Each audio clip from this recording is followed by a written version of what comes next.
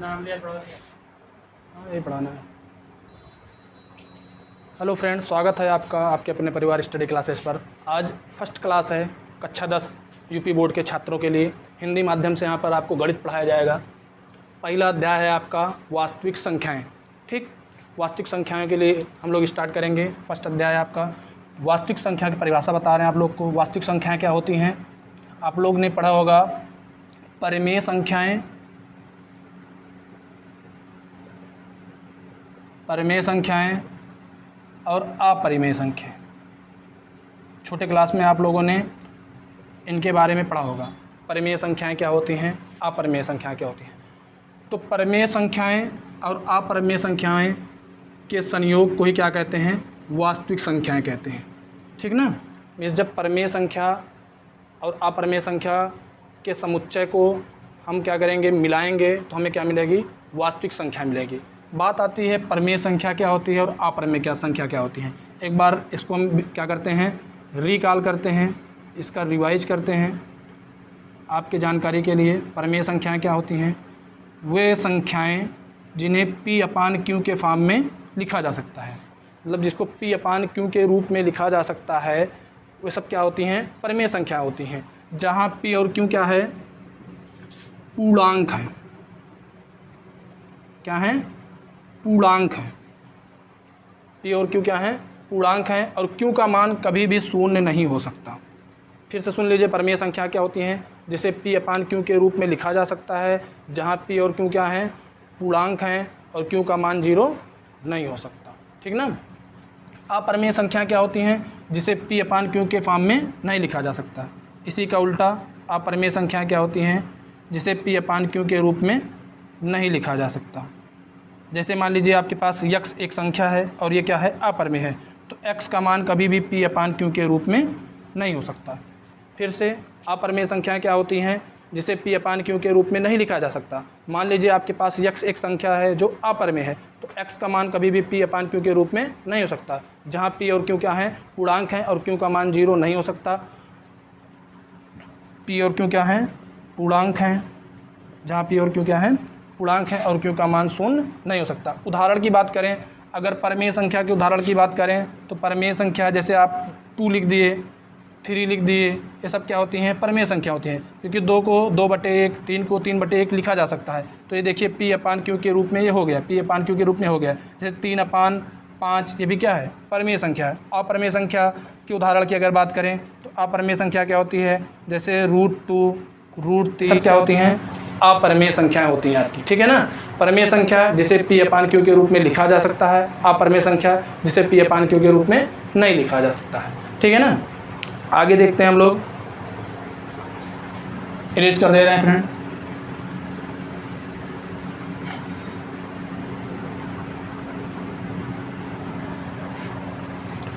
आगे टॉपिक पहुंचते हैं हम लोग। आगे का टॉपिक क्या है? पहला टॉपिक है आपके NCERT का यूक्लिड विभाजन प्रमेयिका। ठीक ना। हमें इस प्रमेयिका को पढ़ना है, यूक्लिड विभाजन प्रमेयिका। ठीक ना। अब यूक्लिड विभाजन प्रमेयिका की परिभाषा क्या है? यदि आपके पास 2 पूर्णांक a और b हो, 2 धन पूर्णांक a और b हो, तो आपको q और r इस प्रकार से प्राप्त होंगे कि a क्या मिलेगा आपको? BQ + R मिलेगा। ये क्या है? परिभाषा है। अभी जब आपको इसका डेरिवेशन दिखाएंगे तो और बातें समझ में आएगी। फिर से सुनिए, यदि आपके पास 2 धन पूर्णांक a और b हो, तो इनके बीच में q और r धन पूर्णांक इस प्रकार से पाया जाएगा कि a का मान BQ + R के रूप में लिखा जा सकता है, जहां R की वैल्यू जो होगी वो 0 से बड़ी या उसके इक्वल हो सकती है, लेकिन सदैव b से छोटी होगी। R की जो वैल्यू है वो 0 से बड़ी या उसके इक्वल हो सकती है, लेकिन सदैव b से छोटी होगी। ठीक ना। उदाहरण लेते हैं इसका, अभी आपको बातें और समझ में आएंगी। जैसे मान लीजिए आपके पास कोई 2 संख्या है। मान लीजिए आपके पास कोई 2 संख्या, एक संख्या 2 है और दूसरी संख्या क्या है? 9। 2 धन पूर्णांक आपके पास है। पहला धन पूर्णांक आपके पास 2 और दूसरा धन पूर्णांक आपके पास क्या है? 9। तो इसमें बड़ी संख्या क्या है? 9 और छोटी संख्या क्या है? 2 है। तो जो बड़ी संख्या होती है उसे हम क्या कहते हैं, ए कहते हैं, और जो छोटी संख्या होती है उसे हम क्या कहते हैं, बी कहते हैं। ठीक ना। तो हम छोटी संख्या से बड़ी संख्या में क्या करेंगे, भाग करेंगे। 9 में 2 से भाग करेंगे, 2 4 जा 8, 1 बचा क्या, शेष। तो अब 9 = लिखा जा सकता है, 9 = लिखा जा सकता है 2 × 4 + 1। 9 की जो वैल्यू है उसको लिखा जा सकता है 2 × 4 + 1, मतलब 9 का मान 2 × 4 + 1 के बराबर होगा। जैसे दो संख्या आपके पास क्या हो, ए और बी हो, तो हम अगर ए में बी से भाग करें, क्यू टाइम भाग हो जाए, आर शेष बच जाए, तो ए का मान को क्या लिखा जाएगा, BQ + R। ए के मान को क्या लिखा जाएगा, BQ + R। उसी तरीके से दो संख्या आपके पास क्या है, 2 और 9 है, 2 से हम 9 में भाग करें, 4 बार भाग होगा, 1 शेष बच जाएगा, तो 9 के मान को क्या लिखा जा सकता है, 2 × 4 + 1। ठीक है। अब देखिए यहाँ पे जो R का मान है 1 है। R का मान हमने बताया था सदैव क्या होगा, B से छोटा होगा और 0 से बड़ा या उसके बराबर हो सकता है। तो R का मान देखिए B मतलब 2 से छोटा है, और ये 0 के बराबर भी हो सकता है, मतलब 0 भी हो सकता है।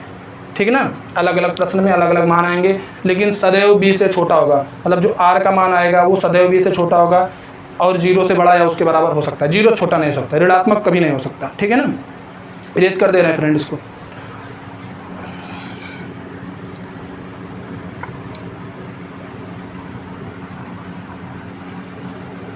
ये क्या था, आपकी यूक्लिड विभाजन प्रमेयिका थी। ठीक ना।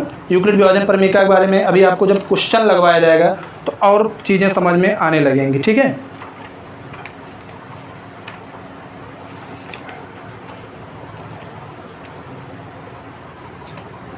अब आगे टॉपिक है यूक्लिड विभाजन प्रमेयिका।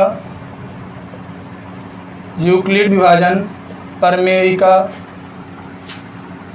से HCF ज्ञात करना। HCF ज्ञात करना, यूक्लिड विभाजन प्रमेयिका से HCF ज्ञात करना। ठीक है ना। अभी हमने आपको बताया था अगर हम B से A में भाग करें, Q टाइम भाग हो जाए और R क्या बच जाए शेष, तो A बराबर क्या लिखा जा सकता है, BQ + R।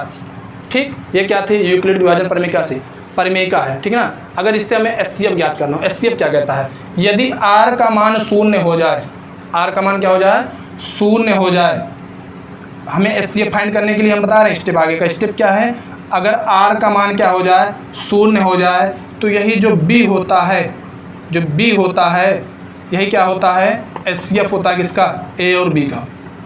B ही क्या होता है, HCF होता है किसका, A और B का।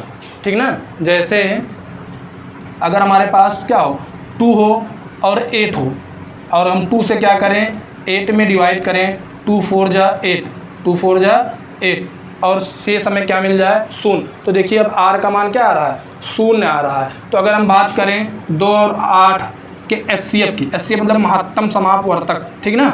2 और 8 के अगर HCF की बात करें तो इसका HCF क्या होगा, आपका 2 ही होगा। अभी बात समझ में आपको। तो यूक्लिड विभाजन प्रमेयिका से HCF कैसे फाइंड किया जाता है, यदि R का मान 0 हो जाए तो जो B का मान होता है वही क्या होता है, आपका HCF होता है। एकदम सिंपल सी बात। अगर R का मान आपको 0 प्राप्त होता है तो B का मान क्या बन जाता है, HCF बन जाता है। दिए गए संख्याओं के युग्म का, दिए गए संख्याओं के युग्म का HCF क्या होता है, छोटी वाली संख्या हो जाती है। जब छोटी संख्या से बड़ी संख्या में हम भाग करें और शेष हमें क्या मिल जाए, 0 मिल जाए। ठीक ना। तो आज ये फर्स्ट क्लास थी फ्रेंड। समय की अल्पता है, क्लास देर से स्टार्ट हो पाई है, इसलिए आज की क्लास में इतना ही। आगे हम लोग फिर मिलेंगे। Thank you.